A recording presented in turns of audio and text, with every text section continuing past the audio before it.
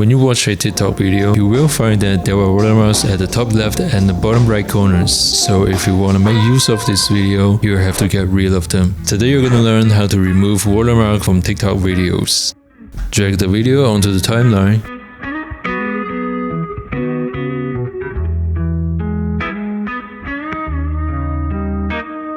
You see a watermark at the top left, and then a few seconds later, it will appear at the bottom right.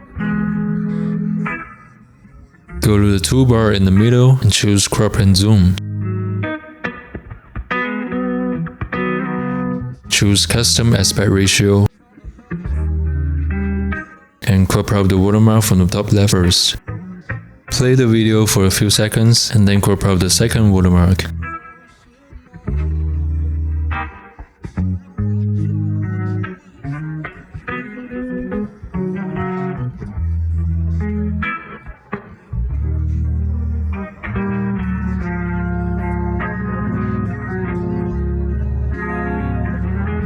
Click OK, and now you've got the video without any watermarks.